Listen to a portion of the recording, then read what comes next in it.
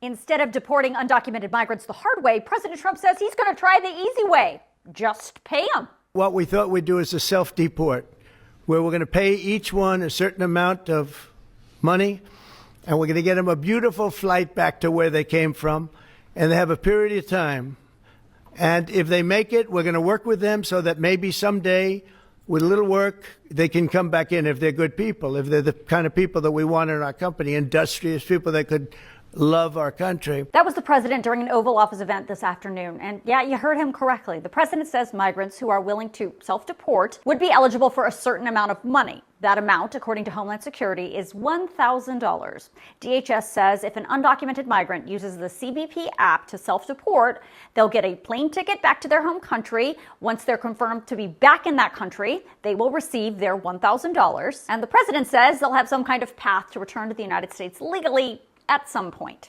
Okay, so there's a lot in there, and I'm going to break it down in this video. I'm sure the first thing that's piquing your interest is the money, which I'm going to get to in a second. But first, you have to understand the president's rhetoric on immigration is now finally running up against the reality of immigration. Of course, we all know the Trump administration has been taking a hardline stance on immigration and doing all these crackdowns and ICE raids. Well, the reality is deporting millions of undocumented people is not easy. It takes money and it takes time through the legal process, neither of which the Trump administration has.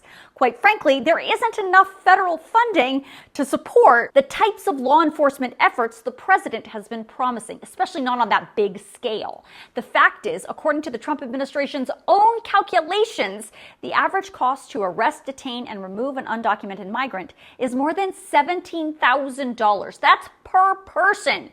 So multiply that by millions and you can see how that quickly gets out of hand. So this $1,000 and a flight is, in the Trump administration's eyes, a pretty good deal, if the migrant, of course, takes the deal. The other part of what the president is saying is if the migrant self-deports, there may be an easier path for that migrant to return to the United States legally in the future. The fact is, according to the law, if you were found to be here illegally and deported, you could be barred from re-entering the United States in the future for between 3 and up to 20 years. So dangling this idea that there could be some sort of legal path for re-entry may be enticing to get the undocumented migrant out of the country. The other thing you have to understand about this program is it eliminates the Trump administration's requirement to go through the court system. Now that's important because we have seen repeatedly the federal courts blocking President Trump's efforts to deport groups of migrants using obscure laws like the Alien Enemies Act of 1798. Why? Because the judges have been saying that these people were just sent out of the United States with no due process, which according to the courts, at least so far, is a constitutional violation because our Constitution and more than 100-year-old interpretation by the United States Supreme Court says anyone in this country, regardless of whether they are a citizen or not, must be given due process.